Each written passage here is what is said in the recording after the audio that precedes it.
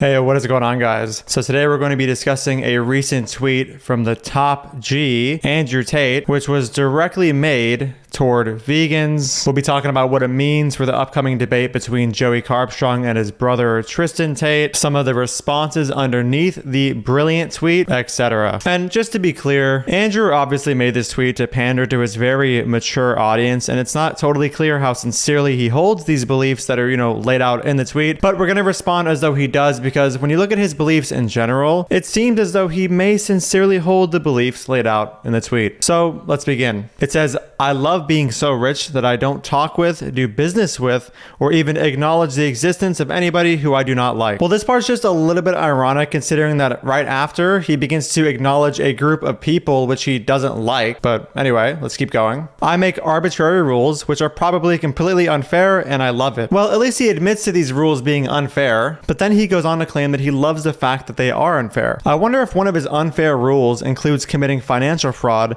and lying to the women he ropes into working with him about their taxes. So I used to pay my girls 30%. So for every $10,000 they made, I'd give them 3 and I'd keep 7.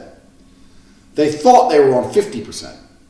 And I said that the disparity is because of taxes. So you're on 50%, but we had to pay the tax first, and then it's 50-50. If they say, why is it 50-50? Because I'm the one on camera. You say, because I'm the one typing, I'm the one with the property you're working in, I'm the one paying the bills, the electricity, I'm the one who's, and the electricity and every other maintenance cost of this property, I'm the one who bought the equipment, I'm the one who knows what he's doing, I'm the one with the knowledge, I'm the da-da-da-da-da-da. Shut the fuck up, go online.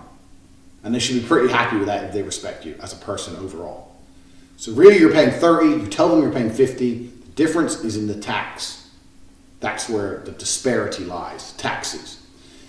If they don't believe you or they want to get fresh or whatever, print out some tax forms. I used to do this all the time. I used to print out some random tax forms and say, yeah, sign here and sign this. What is it? It's for the tax. You want to pay the tax or not?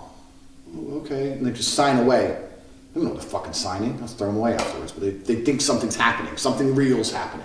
Nothing's happening besides me getting rich, bitch. Just what a guy. I'm so glad he's the person influencing most lost young men nowadays. Learning how to commit financial fraud is very integral to a young man's development. He goes on to say, "There are many such rules, but let me give an example of one.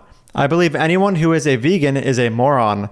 That's what I believe, and I refuse to ever talk to any of them ever." So Andrew Tate has a rule where he is not under any circumstance willing to communicate with the vegan or, a person who opposes animal abuse. We have to wonder what kind of mind somebody has to claim they refuse to communicate with a person who actively opposes animal abuse. The only person I can imagine who would sincerely hold this belief is somebody who is vehemently for animal abuse. I mean, I'm not really sure who else would hold this belief sincerely. He also claims that anybody who actively chooses to not violate the rights of animals is just inherently a moron. This is a very interesting view. Just imagine you're hanging out with Andrew and both of you see some footage of a pig being gassed and the pig is screaming, the pig is suffering, and you're like, man, this is pretty f***ed up. I think I'm no longer going to support this. And Andrew's like, dude, what are you, a fucking moron, bro? Like, dude, who cares, bro? Stop being so fucking stupid. Truly just brilliant behavior. I won't let a vegan fly my jet. Did you know that if you have the competence to fly a jet, if you actually oppose animals,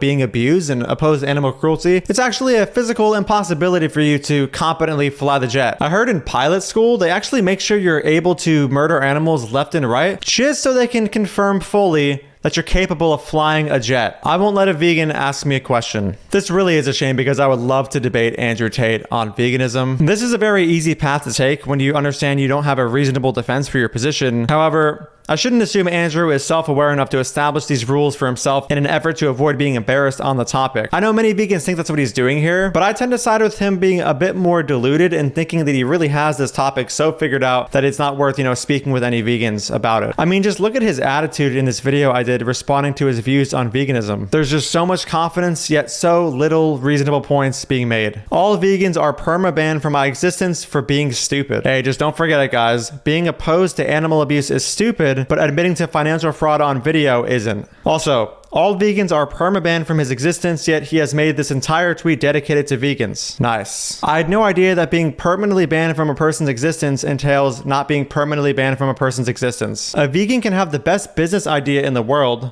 Don't care. Now, how exactly could a vegan have the best possible business idea in the world when they're inherently stupid and moronic? Andrew seems to be doing a poor job of properly tracking his beliefs just in this very tweet. Surely somebody who is inherently moronic can't produce the greatest business idea in the world. Will turn down 10 million, not interested. Will abandon a business project at 99% completion if I find out someone else involved is a vegan. Just imagine you have like the craziest business, project going, and it's like insanely profitable and it's one of the greatest things in the world, and then you find out that, oh, there was this dude that's part of the project that just has a problem with dogs being stabbed in the throat for a hamburger, or pigs being gas chambered. You're like, oh, dude, the whole project, we can't do anything about it, we just got to stop the entire thing. Absolute brilliance. And everybody will call me petty, and I will laugh and laugh with Tristan about how petty and sexy I am. Yeah, I get to see it now. Tristan being like, Andrew, you're just so petty and sexy, man. I just want to I feel happy inside refusing them access to my brilliance. While I think this tweet is the farthest thing from brilliance, we can reasonably infer that Andrew takes this tweet to be a means of access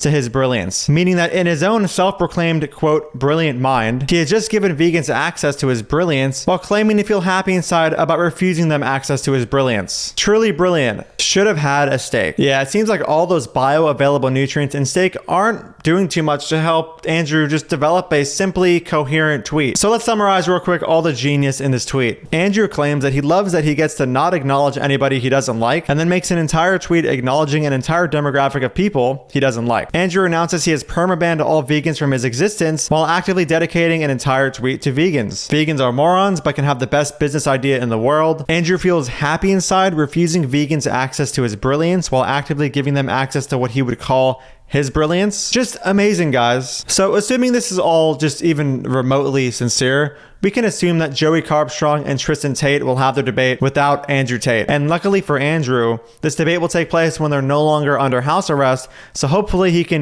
run for the hills once Joey and Tristan start the debate, because, you don't want him to be too embarrassed and exposed as somebody who actually has no idea what he's talking about when it comes to veganism or, this topic that he's just so confident on. Let's take a look at some of the fans of Andrew Tate and what their comments were under this tweet. Jeffrey Perkins says, "For every vegan, I eat twice the meat so they will never make a difference." And then Soy Theist pies him in a very brutal fashion. And this other dude says, "When somebody says I'm a vegetarian or a vegan, it's like saying I deny reality. I deny one of the most basic fundamentals of reality, which is for something to live, something else must die." Right. When somebody says that the cannibalistic serial killer Jeffrey Dahmer was wrong for killing and eating humans, it's like saying, I deny reality. I deny one of the most basic fundamentals of reality, which is for something to live, something else must die. So wise, dude. All right, well, I'm going to stop here before I lose any more brain cells reading these comments. Thank you guys so much for watching. If you enjoy my work and want to get early access to it, you can click the link in the pinned comment and support me on Patreon. And if you don't know, I do have a book going over most, if not all, of the anti-vegan arguments you can hear online. If you want to get that as well, that'll be linked in the pinned comment. Thank you again for watching, and I'll see you in the next video. Dude.